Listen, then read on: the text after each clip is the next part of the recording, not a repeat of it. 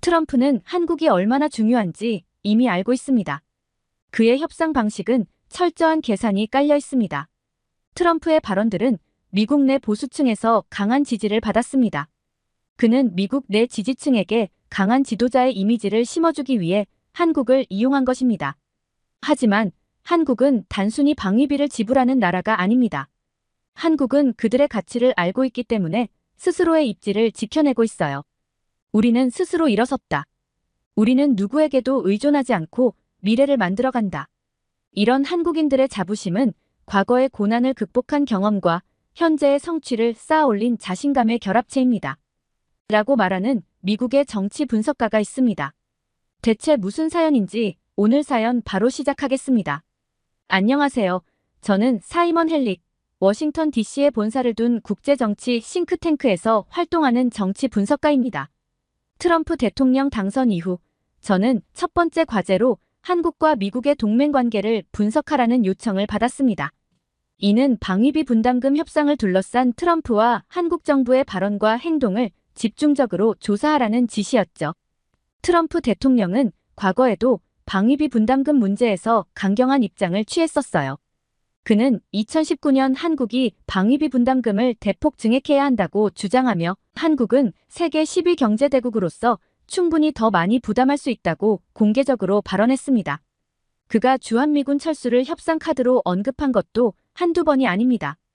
그들이 적절한 대가를 지불하지 않는다면 우리는 철수할 수도 있다. 트럼프의 이런 발언은 한미 동맹의 균열 가능성을 우려하는 국제사회의 반응을 이끌어내기도 했었죠.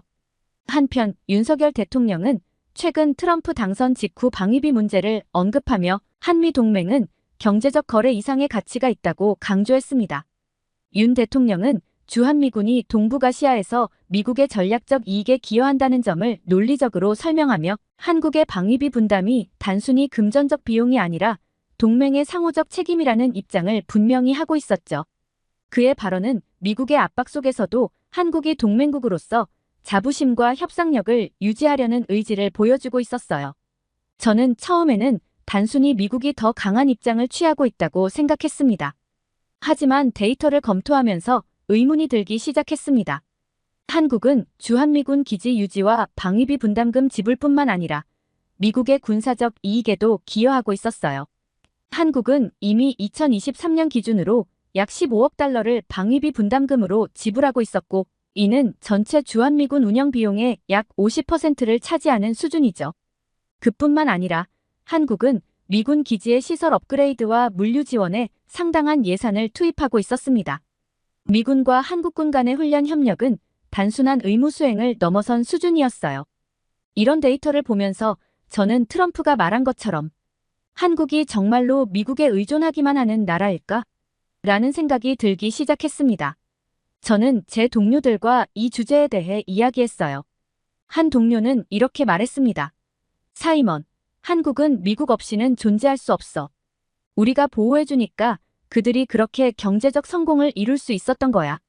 이 말은 제가 처음부터 가지고 있던 선입견과 비슷했죠. 한국은 미국의 보호 덕분에 성장한 나라라는 프레임. 하지만 그날 밤 데이터를 다시 살펴보면서 제 생각은 조금씩 변하기 시작했습니다. 한국은 주한미군에 기여하는 것 이상으로 세계적인 경제대국으로 성장하며 스스로의 가치를 증명해왔어요. 방위비 협상에서도 단순히 돈을 요구하는 상황이 아니라 상호적 이익과 전략적 가치를 논하는 나라였죠. 저는 점차 한국의 기여도가 과소평가되고 있음을 깨달았고 이 주제에 대해 더 깊이 파헤쳐야겠다는 결심을 하게 되었습니다. 저는 트럼프 대통령의 방위비 분담금 관련 발언들을 조사하며 그의 협상 전략을 깊이 분석하기 시작했어요. 트럼프는 대통령 재임 당시부터 동맹국들이 미국을 이용한다는 메시지를 반복적으로 내세웠습니다. 한국을 포함한 동맹국들이 충분히 공정한 대가를 지불하지 않고 있다고 주장하며 방위비 분담금을 대폭 증액해야 한다고 공개적으로 요구해왔죠. 2019년 트럼프는 다음과 같은 발언으로 논란을 일으켰습니다. 한국은 우리가 보호해주는 대가로 훨씬 더 많은 돈을 지불해야 한다. 그들은 세계에서 가장 부유한 나라 중 하나이며 지금까지 우리가 그들을 너무 많이 도와줬다. 그는 한국이 방위비 분담금으로 연간 10억 달러 이상을 부담하고 있음에도 충분하지 않다며 약 50억 달러를 요구했습니다. 이는 기존 금액의 약 5배에 달하는 금액이었고 한국 내부에서도 큰 논란을 일으켰어요. 트럼프는 이를 미국 내 지지층에게 강한 지도자의 이미지로 포장하며 이렇게 말했어요. 우리는 더 이상 세상에서 다른 나라들을 무료로 보호해주는 일이 없을 것이다. 그는 주한미군 철수 가능성을 협상 카드로 꺼내들며 한국 정부를 압박하기 시작했어요. 이 발언은 한국뿐 아니라 국제사회에서도 큰 반발을 불러일으켰지만 트럼프는 단호했습니다. 이 상황에서 한국 정부는 매우 신중하면서도 논리적인 대응을 선택했어요. 2020년 초 한국 정부는 방위비 협상에 대해 상호 이익과 동맹의 가치를 기반으로 공정하게 논의해야 한다고 강조했죠. 당시 청와대 관계자는 이렇게 말했습니다. 주한미군은 단순히 한국만을 보호하는 역할이 아닙니다. 이는 동북아시아에서 미국의 전략적 이익을 유지하는 중요한 역할을 합니다. 특히 한국은 자신들이 주한미군 기지와 관련해 막대한 기여를 해왔다는 점을 부각시켰어요. 한국에 있는 평택 캠프 험프리스는 세계 최대 규모의 미군 기지로 한국 정부가 건설 비용의 약 90%를 부담했습니다. 이 시설은 미군의 동북아시아 작전의 중심축으로 미국이 중국과 북한을 견제하는 데 핵심적인 역할을 하고 있었죠. 결국 2021년 3월 한미 양국은 방위비 협상에서 합의에 도달했습니다. 이 과정에서 한국 정부는 단순히 금전적 부담만을 논의한 것이 아니라 주한미군의 상호적 가치를 논리적으로 강조했어요. 이는 한국이 단순히 미국의 보호를 받는 나라가 아니라 동맹으로서 미국의 전략적 이익에도 기여하고 있다는 사실을 입증하려는 시도였죠. 저는 이 사건을 분석하며 트럼프의 협상 방식이 강압적으로 보일지언정 그 뒤에는 철저한 계산이 있다는 점을 깨달았습니다. 그는 방위비 협상을 통해 미국 내 지지층에게 강한 지도자의 이미지를 심어주려 했어요. 동시에 한국이 협상에서 얼마나 중요한 동맹국인지를 이용해 최대한의 양보를 끌어내려 했던 것입니다. 하지만 한국도 만만한 상대가 아니었죠. 그들은 논리와 데이터를 통해 트럼프의 요구를 현실적으로 조정하는 데 성공했습니다.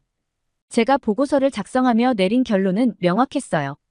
한국은 단순히 방위비를 지불하는 나라가 아니라 전략적 파트너로서 스스로의 가치를 입증하고 있는 나라라는 것을요. 동맹의 가치를 강조하며 협상력을 보여준 한국의 대응은 트럼프의 협상 전략을 효과적으로 맞받아친 사례로 기록될 만했습니다. 제가 깊이 파고들기 시작한 것은 한국의 경제와 산업이 미국의 전략적 이익에 어떻게 기여하고 있는가라는 점이었어요. 최근 트럼프가 한국의 도움을 요청한 조선업과 첨단 기술 분야에서 한국이 세계적 경쟁력을 갖추고 있다는 사실은 제가 처음으로 한국이 단순히 도움을 받는 나라가 아니다라고 느끼게 만든 결정적 계기였습니다. 한국의 조선업은 이미 세계 최고의 기술력을 인정받고 있었습니다. 삼성중공업, 현대중공업, 대우조선해양과 같은 기업들은 LNG선, 초대형 원유 운반선, 군함 등 고부가 가치 선박 건조 분야에서 세계 시장을 선도하고 있죠. 트럼프가 당선 이후 한국에 협력을 요청했던 조선업 분야를 조사하며 저는 한국이 단순한 선박 제조 강국을 넘어 미국의 전략적 군사력 유지에도 중요한 역할을 하고 있다는 것을 알게 되었어요. 특히 미 해군 군함 유지 보수 및 정비 분야에서 한국 조선업체들의 기여는 놀라웠습니다. 미국은 자체 조선업의 경쟁력이 약화되면서 해외에서 군함 유지 보수 작업을 의뢰해야 하는 상황에 처해 있죠. 이때 한국의 조선소는 기술력과 시간 효율성에서 미국 해군이 신뢰할 수 있는 선택지로 평가받고 있습니다. 트럼프는 이러한 현실을 알고 있었기에 한국과의 협력을 경제적 요구와 함께 언급했던 것입니다. 조선업 외에도 한국은 첨단 기술 분야, 특히 반도체 산업에서 세계 경제의 중심에 있습니다. 제가 데이터를 검토하던 중 한 가지 통계를 발견했어요. 2023년 기준 삼성전자와 SK하이닉스는 글로벌 반도체 시장 점유율의 70% 이상을 차지하고 있다는 사실을 말이죠. 미국의 주요 IT 기업은 한국산 반도체에 크게 의존하고 있었으며 이는 단순히 경제적 관계를 넘어 미국의 기술 경쟁력과 안보에 중요한 영향을 미치고 있었습니다. 반도체는 단순히 상업적 용도로 사용되는 부품이 아니에요. 이는 군사장비, 인공지능, 우주항공 등 미래 기술의 핵심 기반이죠. 트럼프가 중국과의 기술 패권 경쟁을 강조하며 반도체는 미국 안보의 핵심이라고 언급한 이유도 여기에 있습니다. 저는 한국이 반도체 공급망에서 차지하는 절대적인 위치를 분석하면서 한국이 단순히 미국의 동맹국이 아니라 기술적으로 필수적인 파트너라는 결론에 도달하게 되었습니다. 제가 조사를 진행하면서 알게 된 가장 중요한 사실은 한국의 기여도가 과소평가되고 있다는 점이었어요. 방위비 협상에서 한국이 주한미군 기지 유지와 시설 업그레이드에 투자한 금액은 이미 막대한 수준이었어요. 하지만 그것만이 아니었죠. 한국은 경제적 측면에서도 미국에게 중요한 역할을 하고 있었습니다. 트럼프가 한국에 대해 머니머신이라는 뉘앙스를 내비쳤던 발언과는 달리 한국은 단순히 돈을 내는 나라가 아니라 미국과 상호적으로 이익을 주고받는 파트너였습니다. 조선업과 반도체 외에도 한국의 방위산업은 또 다른 강점이었습니다. K2 전차, K9 자주포, KF-21 보라매 전투기 등은 이미 세계 시장에서 높은 평가를 받고 있었고 일부는 미국과의 협력하에 개발되고 있었습니다. 한국의 미사일 방어 시스템 또한 미국의 패트리어트 시스템과 통합적으로 작동할 수 있는 기술력을 갖추고 있었어요. 이 데이터는 한국이 단순히 미국의 방위 지원을 받는 수동적인 동맹국이 아니라 실제로 미국의 군사적 우위를 지원하는 기술적 파트너라는 점을 분명히 보여주고 있었죠. 조선업과 반도체, 방위산업 분야에서 한국의 강점을 분석하며 저는 그들이 단순한 산업 강국이 아니라 동북아시아에서 미국의 전략적 파트너로 자리 잡았다는 점을 이해하게 되었어요. 하지만 그때까지만 해도 한국의 외교적 영향력에 대해서는 크게 신경 쓰지 않았습니다. 한국은 북한의 위협 속에서 미국의 보호를 받는 수동적인 나라라고만 생각했던 겁니다. 그러나 방위비 협상을 비롯한 여러 외교 사례를 조사하면서 저는 한국이 세계 무대에서 어떤 식으로 자신들의 입지를 만들어 왔는지 점차 깨닫기 시작했어요. 북한의 핵개발과 미사일 도발은 한국에게 언제나 최대의 위협입니다. 그러나 이 문제를 다루는 한국의 접근 방식은 단순히 미국에 의존하는 것을 넘어 주도적 역할을 하려는 태도를 점차 강화하고 있었죠. 한국 정부는 북한 문제에 대해 강경한 입장을 유지하면서도 국제사회를 통해 북한의 행동을 견제하려는 전략을 취했습니다. 특히 유엔 안보리에서의 대북 제재 강화와 같은 조치에서 한국의 적극적인 외교 활동이 돋보였습니다. 2023년 말 북한이 대륙간탄도 미사일 발사를 감행했을 때 한국 정부는 미국과 일본과의 긴밀한 공조를 통해 즉각 대응했습니다. 그는 다음과 같은 강경한 발언을 통해 한국의 입장을 분명히 했습니다. 북한의 도발은 더 이상 용납될 수 없으며 한국은 동맹국들과 함께 강력히 대응할 것입니다. 또한 한국의 외교에서 가장 복잡한 부분은 바로 중국과의 관계였습니다. 한국은 미국과의 군사경제 동맹을 강화하면서도 중국과의 경제적 연결을 완전히 포기할 수 없는 상황에 놓여 있었죠.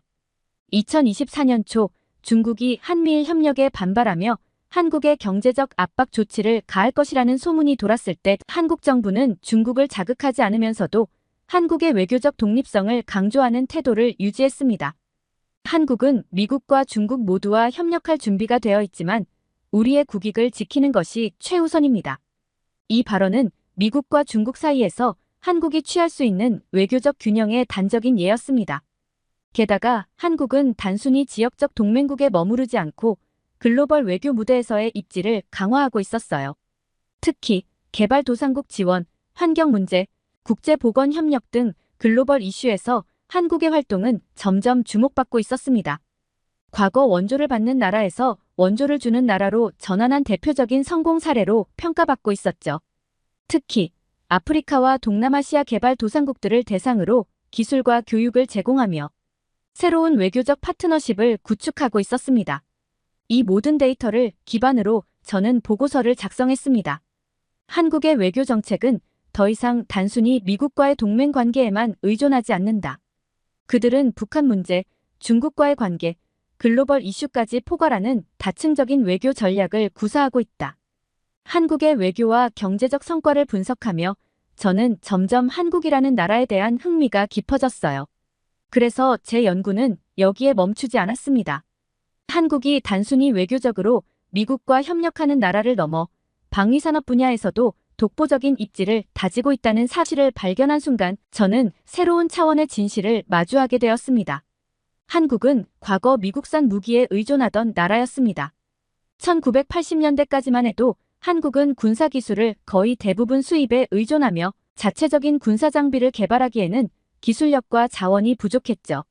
하지만 1990년대 이후 한국은 군사적 자립을 목표로 방위산업에 막대한 투자를 시작했고 지금은 한국의 방위산업이 세계적인 수준으로 성장하며 무기 수출국으로 자리 잡고 있다는 점에서 놀라운 발전을 이뤘습니다. 제가 처음 한국 방위산업에 주목하게 된 계기는 K9 자주포입니다. 한국이 자체 개발한 이 자주포는 세계적으로 높은 평가를 받고 있었고 이미 폴란드, 핀란드, 터키, 인도 등 여러 국가에 수출되고 있었죠. 특히 폴란드는 2022년 러시아의 우크라이나 침공 이후 한국산 무기인 K2 전차와 K9 자주포를 대량 구매하며 한국의 방위산업에 신뢰를 보였습니다.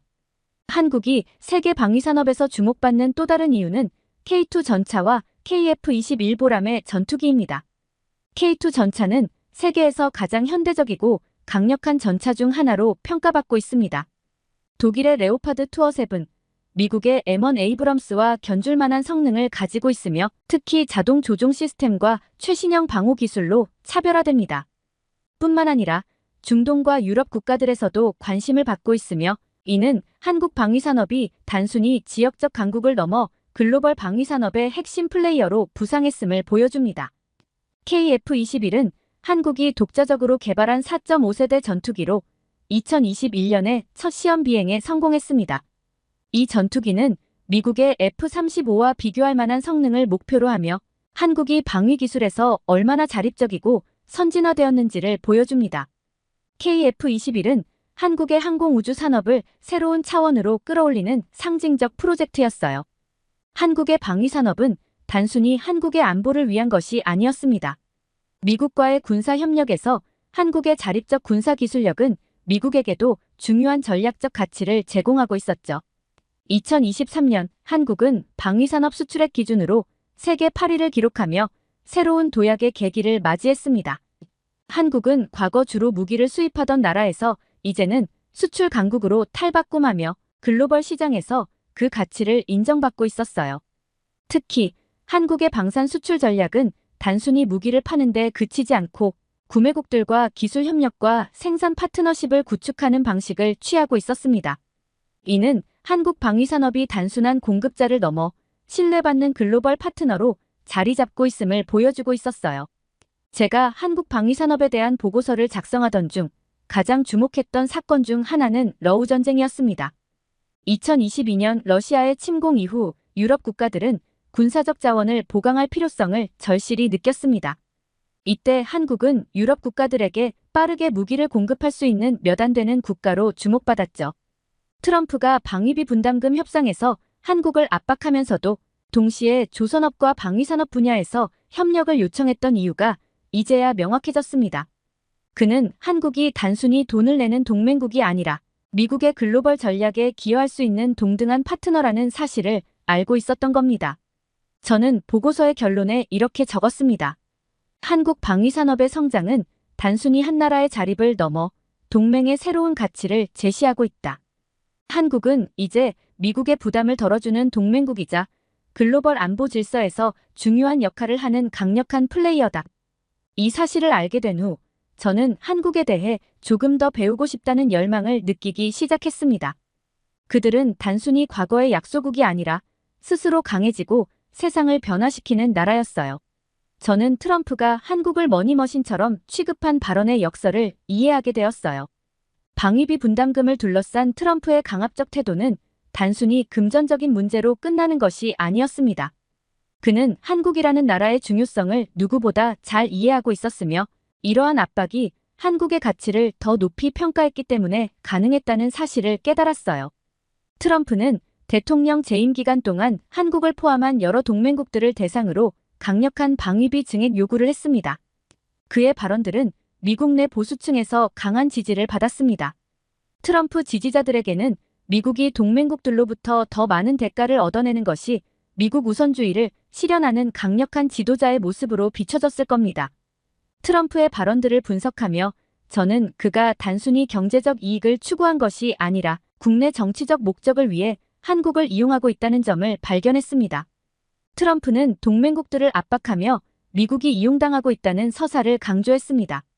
이는 경제적 부담을 줄이고 미국의 이익을 극대화하겠다는 그의 이미지와 맞물려 지지층을 결집시키는데 효과적인 전략이었던 것이었죠. 트럼프는 종종 협상 초기에 과도한 요구를 제시하고 상대방의 양보를 끌어내기 위해 점진적으로 현실적인 타협안을 제안하는 방식을 사용했습니다. 한국에 대한 50억 달러 요구도 그가 최종적으로 받아들일 조건이 아니라 협상을 유리하게 이끌기 위한 협상 카드였다는 점이 점차 분명해졌습니다. 한국은 이러한 압박에 감정적으로 대응하지 않았습니다. 대신 데이터를 통해 스스로의 가치를 입증하며 트럼프의 요구에 합리적으로 대응했어요. 한국 정부는 주한미군은 단순히 한국만을 위한 것이 아니라 동북아시아에서 미국의 전략적 이익을 보호하는 데 필수적이라는 점을 일관되게 강조했어요. 또한 한국의 기여를 근거로 지나치게 과도한 증액 요구는 수용할 수 없다는 입장을 고수했습니다. 한국은 단순히 방위비를 지불하는 나라가 아니었습니다. 그들은 주한미군을 지원하며 미국의 동북아 전략을 실현하는 데 필수적인 역할을 하고 있었습니다. 트럼프의 압박과 발언 뒤에는 한국의 가치를 인정하는 계산이 숨어 있었고 한국은 이를 논리적으로 맞받아치며 스스로의 입지를 지켜내고 있었죠. 저는 결론에 이렇게 적었습니다. 트럼프의 요구는 한국이 단순한 동맹국이 아니라 미국의 전략적 이익을 위한 중요한 파트너임을 입증하는 또 다른 방식이었다. 동맹은 거래를 넘어 상호 의존과 신뢰로 유지되는 것이다. 한국에 대해 깊이 알아갈수록 저는 단순히 데이터와 정책만으로는 이 나라를 완전히 이해할 수 없다는 사실을 깨닫게 되었습니다. 그들의 성장과 성공 뒤에는 분명한 동력이 있었는데 그것은 바로 한국인들의 자신감과 자부심이었죠. 처음에는 경제적 성취나 외교적 성공에서 비롯된 단순한 자부심이라고 생각했지만 그 안에는 훨씬 더 깊은 역사가 담겨 있었습니다. 한국 사회에서 자부심은 단순히 성취를 자랑하는 차원을 넘어 과거의 어려움을 극복한 결과물이라는 점이 특징적이었습니다. 1950년대 6.25 전쟁 이후 한국은 세계에서 가장 가난한 나라 중 하나로 여겨졌어요. 파괴된 국토, 부족한 자원, 그리고 전쟁의 상흔 속에서도 한국인들은 스스로를 재건하기 위해 노력했습니다. 이러한 경험은 현대 한국인들에게 강력한 자부심의 원천이 되었습니다. 우리는 스스로 일어섰다. 우리는 누구에게도 의존하지 않고 미래를 만들어간다. 한국인들은 자신의 성취를 단순히 경제적 성공으로만 보지 않았어요. 그것은 그들의 생존 본능과 강인한 의지에서 비롯된 것입니다. 자부심은 과거의 고난을 극복한 경험과 현재의 성취를 통해 쌓아 올린 자신감의 결합체였습니다. 2020년대 들어 한국은 K-팝, K-드라마, K-영화와 같은 대중문화를 통해 전 세계에서 인정받기 시작했습니다. 영화 기생충이 아카데미상을 휩쓸며 세계적 주목을 받았을 때 한국인들은 단순히 영화를 넘어 그들이 세계적 문화 강국으로 자리 잡았다는 자신감을 느꼈을 것입니다. BTS는 빌보드 차트를 석권하며 전 세계에 한국어 가사를 담은 노래를 전파했습니다. 이들은 단순한 아이돌 그룹을 넘어 한국 문화를 대표하는 상징이 되었습니다. 제가 BTS의 UN 연설 영상을 처음 봤을 때 그들의 메시지에 깜짝 놀랐습니다. 그들은 단순히 자신들을 홍보하지 않았어요. 대신 젊은 세대에게 자신감을 갖고 자신의 목소리를 내라고 격려하며 한국이 글로벌 무대에서 어떤 변화를 만들어낼 수 있는지를 보여주었죠. 이는 단순히 문화적 성취를 넘어 한국인의 자신감이 전 세계에 긍정적인 영향을 미치고 있다는 증거였습니다. 대중문화뿐만 아니라 한국은 경제와 기술 분야에서도 자신감을 갖고 있었습니다. 2023년 기준 삼성전자와 SK하이닉스는 글로벌 반도체 시장의 70% 이상을 점유하며 세계 기술 공급망의 중심에 자리 잡았죠. 이는 단순히 기업의 성공이 아니라 한국이 기술 강국으로서 자부심을 느끼는 이유였습니다. 한국인들이 가진 자신감은 과거의 상처를 극복한 결과물이라는 사실을 새로 알게 되었어요. 한국은 세계 최빈국에서 산업화와 경제 성장을 통해 선진국으로 도약했습니다. 이는 우리는 스스로 할 수 있다는 자신감을 국민들에게 심어주었죠. 이러한 자신감은 단순히 과거의 성공에 머무르지 않았어요. 한국인들은 끊임없이 자신들의 한계를 뛰어넘고 새로운 가능성을 탐구하고 있었습니다. 저는 이 점이 한국을 특별하게 만드는 요소라고 느껴졌습니다. 한국은 경제 규모에서 세계 10위권을 유지하고 있으며 조선업, 반도체, 방위산업 등에서 세계 최고 수준의 경쟁력을 자랑하고 있습니다. 하지만 이 성취 뒤에는 단순한 우리는 최고다라는 자신감이 아니라 과거의 어려움을 극복하며 쌓아온 경험이 있었던 것이었죠. 물론 지나친 자부심이 현실 감각을 흐리거나 타국과의 갈등을 초래할 수 있다는 점은 한국 사회 내에서도 잘 알려져 있었습니다. 하지만 저는 이 자부심이 단순히 현실 왜곡이 아니라 한국인들이 미래를 설계하는 에너지가 된다는 사실을 깨달았어요. 그들의 자신감은 긍정적인 방향으로 발현되었고, 이는 글로벌 무대에서 한국이 더 큰 역할을 할 수 있도록 이끄는 원동력이 되었습니다. 이 모든 것을 조사하면서 저는 한국에서 중요한 교훈을 얻었습니다. 스스로를 믿는 힘이 국가를 바꿀 수 있다. 처음에는 단순히 트럼프의 외교 전략을 분석하는 프로젝트였지만 한국의 외교, 경제, 방위산업, 그리고 그들의 문화적 자신감을 탐구하며 저는 점차 이 나라가 단순한 동맹국 이상의 가치를 가지고 있음을 깨닫게 되었습니다. 그러나 이 모든 것을 이해하려면 한 가지 질문에 답해야 했습니다. 왜 한국은 이렇게 강해졌는가? 한국은 단순히 부유하거나 기술적으로 진보한 나라에 머물지 않았습니다. 그들은 극복의 역사와 함께 성장해왔어요. 6.25 전쟁 이후 거의 모든 산업 인프라가 파괴되었고 경제는 사실상 마비 상태였습니다. 그런 한국이 어떻게 현재의 세계 10대 경제 강국으로 성장할 수 있었는지를 이해하는 것은 그들의 현재를 이해하는 데 필수적인 열쇠였습니다. 저는 자료를 통해 다음과 같은 몇 가지 중요한 요소를 발견했습니다. 1960에서 70년대 박정희 정부는 경제개발 5개년 계획을 통해 경제 성장을 이끌었습니다. 한국 국민들은 새마을 운동과 같은 캠페인을 통해 적극적으로 경제 재건에 참여했습니다. 저임금 노동과 장시간 근무라는 희생 속에서도 한국은 산업화를 빠르게 이루어냈죠. 한국은 다른 개발도상국들과는 달리 교육에 막대한 투자를 했습니다. 이는 한국의 빠른 기술 발전과 글로벌 시장에서의 경쟁력을 가능하게 한 핵심 요소였어요. 교육에 대한 투자는 한국이 단순히 제조업 중심의 경제에서 벗어나 첨단 기술 산업으로 전환하는 데 성공하는 초석을 만들었죠. 반도체, 조선, 방위산업은 모두 이 과정에서 발전한 분야였습니다. 게다가 한국은 단순히 경제적 성공에만 머물지 않았습니다. 그들은 글로벌 리더로서 새로운 역할을 탐구하고 있었습니다.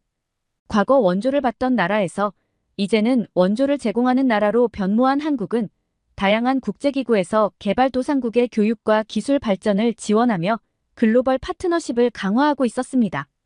2024년 한국은 탄소 중립 목표를 조기 달성하기 위해 미국 및 유럽과 협력하며 녹색기술 개발과 신재생 에너지 산업에 적극 투자하고 있었어요. 이는 단순히 환경적 책임을 다하는 것을 넘어 기술 강국으로서의 위상을 강화하는 중요한 행보였습니다.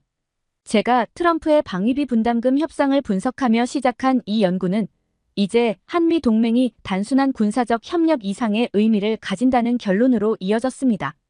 보고서를 마무리하기 전 저는 한국 대중들의 목소리를 더 깊이 이해하기 위해 여러 인터넷 커뮤니티와 뉴스를 탐독했습니다. 특히 한국인들이 세계적 성취를 자랑스러워하면서도 동시에 스스로를 과소평가하지 않으려는 태도가 인상적이었습니다. 온라인 커뮤니티에서는 K-팝, 방위산업, 경제 성과에 대한 이야기가 넘쳐났습니다. 하지만 그 속에서 저는 단순한 자부심 이상의 것을 발견했습니다. 우리는 여기까지 왔지만 아직 갈 길이 멀다. 세상은 우리를 작은 나라로 봤지만 우리는 더 큰 미래를 꿈꾼다. 이런 대화 속에서 저는 한국인들이 자신들의 성취를 인정하면서도 동시에 끊임없이 발전하려는 자세를 유지하고 있다는 점을 느꼈습니다. 한국의 성공은 그들이 직면했던 수많은 위기 속에서 끊임없이 도전하고 성장하려는 의지의 결과였습니다. 그리고 그들은 이제 단순히 자신들의 성공을 축하하는 데 그치지 않고 세계를 더 나은 곳으로 만드는 데 기여할 준비가 되어 있었습니다. 보고서를 제출한 후에도 저는 한국이라는 나라를 더 깊이 이해하고 싶다는 열망을 느꼈어요. 그들의 과거와 현재, 그리고 미래를 배우는 것은 단순히 한 나라의 이야기를 아는 것을 넘어 우리 모두가 배울 수 있는 강력한 교훈을 담고 있다고 생각합니다. 그들은 그들의 가치를 증명해냈고 이제는 세계를 바꾸고 있습니다. 저는 그 변화의 목격자가 되었다는 사실에 감사하며 언젠가 한국을 직접 방문해 그 진정한 모습을 보고 싶습니다. 두 번째 사연 시작합니다. 한국은 중국의 속국이었잖아. 뭐가 대단하다고 이렇게 나대? 라고 말하는 중국 유학생한테 중국은 지금 민주주의는커녕 기본적인 인권도 보장 못하잖아 라고 받아치는 한국 유학생이 있습니다. 대체 무슨 사연일지 오늘 사연 바로 시작하겠습니다. 안녕하세요. 제 이름은 아델라입니다. 저는 브라질 상파울루 출신으로 현재 독일 베를린 훔볼트 대학교에서 국제관계학을 공부하고 있어요. 오늘은 제가 이곳에서 경험한 특별한 이야기를 들려드리고 싶습니다. 저는 어렸을 때부터 다양한 문화에 관심이 많았어요. 특히 유럽의 역사와 문화에 매료되어 독일로 유학을 결심했죠. 하지만 제가 이곳에서 가장 큰 영향을 받게 될 문화는 다름 아닌 한국 문화였습니다. 그것도 아주 뜻밖의 방식으로 말이에요. 처음 독일에 왔을 때는 모든 게 신기하고 설레었어요. 하지만 곧 현실의 벽에 부딪히게 됐습니다. 독일어로 수업을 듣는 게 생각보다 훨씬 어려웠고 문화 차이도 크게 느꼈죠. 특히 독일 사람들의 직설적인 의사소통 방식과 엄격한 시간 개념은 적응하기 힘들었어요. 브라질의 여유로운 문화에 익숙했던 저에게는 모든 것이 도전이었습니다. 그러던 어느 날 국제학생 교류 프로그램에서 한국에서 온 해솔이라는 친구를 만났습니다. 해솔이는 저와 같은 수업을 몇 개 같이 듣게 되었는데 그녀의 학구열과 성실함에 완전히 반해버렸어요. 수업 내용을 완벽히 이해하지 못해도 끊임없이 질문하고 공부하는 모습이 너무나 인상적이었죠. 해솔이의 노트 필기는 마치 예술 작품 같았어요. 깔끔하게 정리된 내용과 색깔별로 구분된 중요 포인트들. 저는 그녀의 학습 방식에 감탄을 금치 못했습니다. 해솔이와 가까워지면서 저는 한국 문화에 대해 많이 알게 되었어요. 그녀는 종종 한국 음식을 해주었는데 특히 김치찌개와 불고기의 맛은 잊을 수 없습니다. 처음에는 매운맛에 놀랐지만 점점 그 깊은 맛에 빠져들게 되었죠.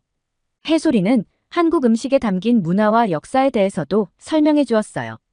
김치가 단순한 음식이 아니라 한국의 지혜와 과학이 담긴 문화유산이라는 사실에 감탄했습니다.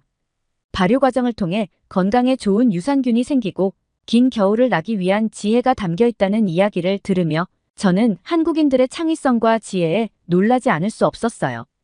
어느 날 해솔이가 저를 한국 학생회 모임에 초대했어요. 처음에는 망설였지만 호기심에 참여하기로 했죠. 그곳에서 저는 한국의 정이라는 개념을 경험하게 됐습니다. 처음 보는 사이임에도 불구하고 한국 학생들은 저를 따뜻하게 환영해 주었고 마치 오랜 친구처럼 대해 주었어요. 이런 공동체 의식과 따뜻함은 제가 독일에서 느꼈던 어색함과 외로움을 달래주었습니다. 한국 학생회 모임에서는 다양한 활동들이 있었어요.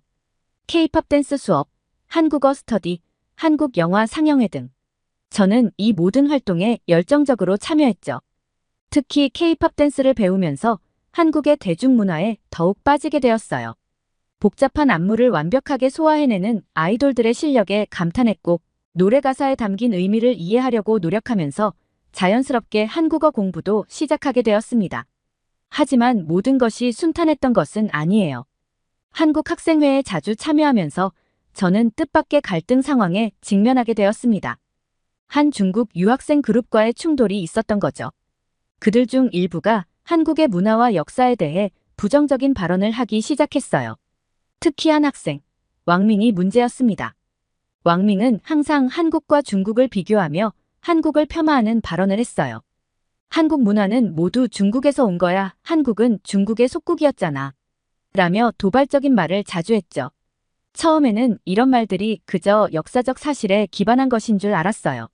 하지만 해솔이와 다른 한국 학생들의 반응을 보며 이것이 단순한 역사적 사실 이상의 의미를 가진다는 것을 깨달았습니다.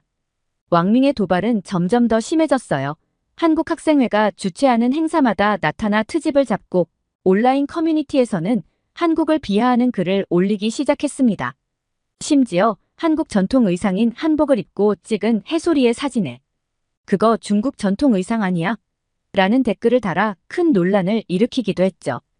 이런 상황을 보며 저는 매우 혼란스러웠어요. 한편으로는 해솔이와 한국 친구들의 입장을 이해하고 싶었고, 다른 한편으로는 이런 갈등이 왜 생기는지 객관적으로 이해하고 싶었죠. 국제관계학을 공부하는 학생으로서 이런 문화적 갈등을 해결하는 것이 제 책임이라고 느꼈거든요. 먼저 저는 해솔이에게 한국의 역사와 문화에 대해 더 자세히 알려달라고 부탁했어요. 해솔이는 기쁜 마음으로 한국의 역사부터 현대 사회까지 다양한 이야기를 들려주었습니다. 삼국시대부터 고려, 조선을 거쳐 현대에 이르기까지의 한국 역사, 한글 창제의 의미, 그리고 현대 한국의 경제 발전과 문화적 성취까지 모든 이야기가 흥미진진했어요. 특히 인상 깊었던 것은 한국의 빠른 경제 성장과 민주화 과정이었어요. 해방 이후 불과 몇십 년 만에 세계적인 경제 강국으로 성장한 한국의 이야기는 정말 놀라웠습니다. 6.25 전쟁으로 폐허가 된 나라에서 세계 10위권의 경제대국으로 성장한 과정, 그리고 그 과정에서 보여준 한국인들의 근면 성실함과 창의성에 감동받았어요. 또한 군사 독재 시절의 민주화를 위해 투쟁한 시민들의 이야기를 들으며 한국인들의 강인한 의지와 민주주의에 대한 열망에 깊은 인상을 받았습니다. 1980년 광주 민주화 운동, 1987년 6월 민주항쟁 등의 사건들을 들으며 저는 한국인들의 용기와 정의감에 감탄했어요. 이런 역사적 배경을 알게 되니 현재 한국이 이룬 성과들이 얼마나 값진 것인지 더욱 잘 이해할 수 있었습니다. 동시에 저는 왕밍에게도 다가갔습니다. 그의 입장을 이해하고 싶었거든요. 왕밍과의 대화를 통해 저는 그가 왜 그런 태도를 보이는지 조금씩 이해하기 시작했어요. 그는 자국의 역사와 문화에 대한 자부심이 매우 강했고 한국의 빠른 성장과 세계적인 인기에 대해 복잡한 감정을 가지고 있었던 거죠. 중국이 얼마나 위대한 나라인데 너희들은 모두 한국만 이야기하잖아.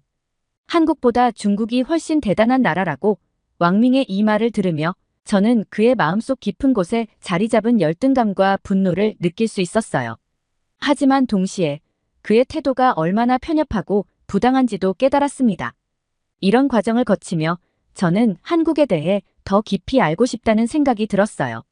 그래서 해솔이에게 한국에 대해 더 자세히 알려달라고 부탁했죠.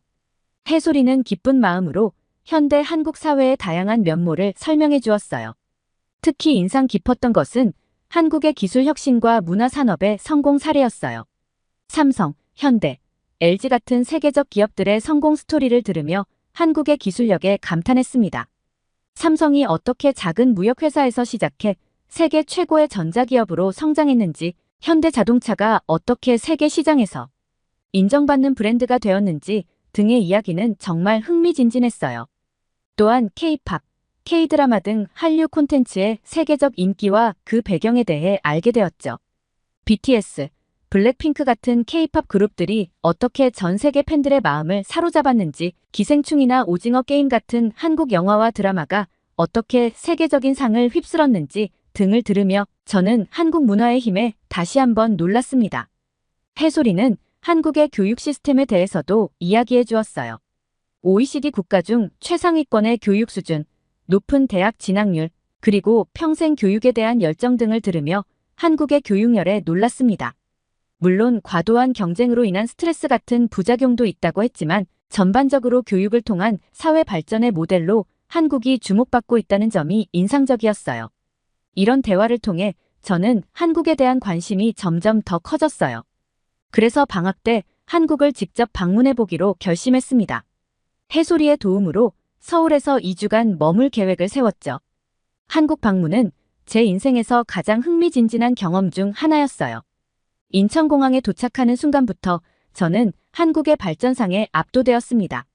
세계 최고 수준의 공항시설과 효율적인 시스템, 그리고 친절한 직원들. 모든 것이 완벽해 보였어요. 서울에 도착해서는 현대적인 도시 풍경과 전통적인 문화가 조화롭게 공존하는 모습에 감탄했습니다. 고층 빌딩 사이로 보이는 고궁의 모습, 고궁한 한복을 입은 사람들과 최신 패션을 한 젊은이들이 함께 걸어다니는 모습. 이런 독특한 조화가 한국의 매력이라는 걸 깨달았어요. 특히 인상 깊었던 것은 한국의 편리한 대중교통과 빠른 인터넷이었어요. 지하철과 버스를 이용해 서울 곳곳을 쉽게 돌아다닐 수 있었고 어디서나 초고속 와이파이를 사용할 수 있어 정말 편리했습니다. 해솔이는 이것이 한국 정부의 적극적인 IT 인프라 투자 덕분이라고 설명해 주었어요. 한국 음식을 직접 맛보는 것도 큰 즐거움이었습니다. 길거리 음식부터 미슐랭 스타 레스토랑까지 다양한 한국 요리를 경험할 수 있었어요. 특히 삼겹살을 직접 구워 먹으며 소주를 마시는 경험은 잊을 수 없을 거예요. 해솔이와 그녀의 친구들과 함께 한 식사 자리에서 한국의 음식 문화와 정을 깊이 느낄 수 있었습니다. 해솔이와 함께 한국의 여러 명소를 방문했어요. 경복궁에서 한국의 역사를 직접 느꼈고 남산타워에서 서울의 야경을 감상했죠. 경복궁의 웅장한 건축물들을 보며 조선시대의 영광을 상상해 볼 수 있었고 남산타워에서 바라본 서울의 불빛들은 마치 별들의 바다 같았어요. 명동과 가로수길 같은 번화가에서는 한국의 패션과 뷰티 산업의 발전을 실감할 수 있었어요. 화장품 가게마다 최첨단 기술을 활용한 제품들이 진열되어 있었고 옷가게들은 최신 트렌드를 반영한 스타일리시한 옷들로 가득했습니다. 한국의 패션과 뷰티 산업이 왜 전 세계적으로 인기를 끌고 있는지 직접 보고 이해할 수 있었어요. DMZ 투어를 통해 한국의 분단 현실도 체험했는데 이는 제게 큰 충격과 동시에 평화의 중요성을 깨닫게 해주었습니다. 남북한의 긴장관계를 직접 목격하면서 한국이 이런 어려운 상황 속에서도 놀라운 발전을 이룩했다는 사실에 다시 한번 감동받았어요. 한국 방문 중 가장 기억에 남는 경험은 한 고등학교를 방문한 것이에요. 해솔이의 모교였는데 그곳에서 한국의 교육 현장을 직접 볼 수 있었죠. 학생들의 열정적인 공부 모습과 다양한 방과 후 활동들이 인상적이었어요. 특히 영어 수업에 참여해서 학생들과 대화를 나눴는데 그들의 높은 영어 실력과 세계에 대한 관심에 놀랐습니다. 그러나 한국 생활이 모두 장밋빛은 아니었어요. 빠른 속도로 돌아가는 사회 분위기와 치열한 경쟁 문화는 때로 부담스럽게 느껴졌습니다. 해솔이와 그녀의 친구들은 학업과 취업 준비로 항상 바빴고 스트레스를 많이 받는 것 같았어요. 이런 모습을 보며 한국 사회의 양면성을 느낄 수 있었습니다. 한국에서의 2주는 눈 깜짝할 사이에 지나갔어요. 돌아오는 비행기에서 저는 이미 다음 한국 방문을 계획하고 있었죠. 그리고 졸업 후에는 한국에서 일할 수 있는 방법을 찾아보기로 결심했습니다. 독일로 돌아온 후 저는 한국어 공부에 더욱 열중했어요. 한국 기업에 취업하기 위해 한국어 능력 시험 준비도 시작했습니다. 또한 한국학 수업도 듣기 시작했어요. 이 과정에서 저는 한국의 역사와 문화에 대해 더 깊이 이해하게 되었습니다. 그러던 중 예상치 못한 사건이 발생했어요. 제가 속한 국제학생회에서 아시아 문화 페스티벌을 준비하게 된 거죠. 저는 자연스럽게 한국 문화 소개를 맡게 되었습니다. 그런데 이때 악몽처럼 왕밍이 다시 나타났어요. 왕밍은 마치 기다렸다는 듯이 한국 문화의 독창성에 의문을 제기하기 시작했습니다. 한국 문화라고? 그게 뭐가 있다고 페스티벌에서 소개한다는 거야? 다 중국에서 온 거 아냐? 라며 조롱 섞인 말을 던졌어요. 그의 말에 동조하는 중국 학생들도 있었죠. 순식간에 학생회는 두 파로 갈라졌고 한국과 중국 학생들 사이의 언쟁이 격렬해졌습니다. 상황은 점점 악화되어 갔어요. 어느 날은 한국 학생들이 준비해둔 포스터가 찢겨 있는 채로 발견되었고 다음 날엔 중국 학생들의 전통 의상이 사라지는 일도 있었죠. 누구의 소행인지 알 수 없었지만 서로를 의심하고 비난하는 분위기가 팽배해졌습니다. 페스티벌 준비 회의는 매번 전쟁터를 방불케 했어요. 한국은 중국의 속국이었잖아. 뭐가 대단하다고 이렇게 나대? 라는 왕밍의 도발적인 발언에 해솔이는 그렇게 말하는 중국은 지금 민주주의는커녕 기본적인 인권도 보장 못하잖아. 라고 맞받아쳤죠. 회의실은 언제나 폭발 직전의 화약고 같았습니다. 저는 이 상황을 더 이상 방관할 수 없었어요. 이대로 가다간 페스티벌은커녕 국제학생회 자체가 와해될 것 같았거든요. 그래서 용기를 내어 직접 나서기로 했습니다. 먼저 해솔이를 찾아가 대화를 나눴어요. 해솔이의 눈에는 분노와 함께 깊은 상처가 엿보였습니다. 아델라, 너는 모를 거야. 우리나라가 얼마나 고통받았는지, 그리고 그 고통을 딛고 일어나기 위해 얼마나 노력했는지. 다음으로 왕밍을 찾아갔어요. 그의 태도는 여전히 공격적이었지만 대화를 나누다 보니 그의 행동 이면에 깊은 불안감이 자리 잡고 있다는 걸 알게 되었습니다. 너희는 몰라. 중국이 세계 무대에서 인정받기 위해 얼마나 노력하는지. 근데 한국은 그냥 K-팝 하나로 다 가져가잖아. 이건 불공평해. 양측의 이야기를 들으며 저는 이 갈등이 단순한 문화적 차이를 넘어선 역사적, 정치적 문제라는 걸 깨달았어요. 하지만 동시에 서로를 이해하려는 노력이 부족했다는 것도 알게 되었죠. 고민 끝에 저는 대담한 제안을 했습니다. 페스티벌에서 한국과 중국 문화를 함께 소개하되 양국의 역사적 관계와 문화적 교류를 솔직하게 다루자고 한 거예요. 처음에 양측은 이 제안을 거부했지만 제가 끈질기게 설득한 끝에 마지못해 동의했습니다. 준비 과정은 결코 순탄치 않았어요. 매번 회의 때마다 언쟁이 벌어졌고 몇 번이나 모든 것을 포기하고 싶었죠. 하지만 조금씩, 아주 조금씩 서로를 이해하기 시작했어요. 해솔이가 중국 전통 무용의 아름다움을 인정하고 왕밍이 한국의 기술 혁신에 감탄하는 모습을 보며 희망을 느꼈습니다. 드디어 페스티벌 당일 모두가 긴장한 채 무대에 올랐어요. 해솔이의 K-팝 공연이 끝나고 왕밍의 태극권 시범이 이어졌습니다. 관객들의 반응은 뜨거웠어요. 그리고 마지막 순서, 제가 준비한 특별 프레젠테이션이 시작되었습니다. 한국과 중국 두 나라는 오랜 역사 동안 갈등과 협력을 반복해왔습니다. 하지만 동시에 서로에게 큰 영향을 주고받으며 발전해왔죠. 오늘 우리는 이 두 위대한 문화가 어떻게 서로를 보완하고 발전시켜왔는지 살펴보겠습니다. 제 발표가 진행되는 동안 관객석에서는 때로는 웃음이, 때로는 놀라움의 탄성이 터져나왔어요. 해솔이와 왕밍도 처음에는 어색한 표정이었지만 점차 서로를 향해 미소 짓기 시작했습니다. 발표가 끝나고 기적 같은 일이 일어났어요. 해솔이가 먼저 손을 내밀었고 왕밍이 그 손을 잡았습니다. 두 사람이 함께 무대 위로 올라와 관객들에게 인사를 했을 때 홀 전체가 기립박수로 떠나갈 것 같았습니다. 이 경험을 통해 저는 문화적 차이와 역사적 갈등은 쉽게 해결될 수 있는 문제가 아니지만 서로를 이해하려는 노력과 열린 마음만 있다면 우리는 이런 차이를 넘어 더 나은 관계를 만들어갈 수 있다는 걸 깨달았어요. 이 사건 이후 저는 문화 교류와 국제 이해에 더 큰 관심을 가지게 되었습니다. 대학에서 문화 간 소통과 갈등 해결이라는 주제로 세미나를 개최했고 여러 국가의 학생들이 참여하여 각자의 경험과 견해를 나누었어요. 이 세미나는 큰 호응을 얻었고 대학 측에서도 이러한 활동을 지원하겠다고 나섰습니다.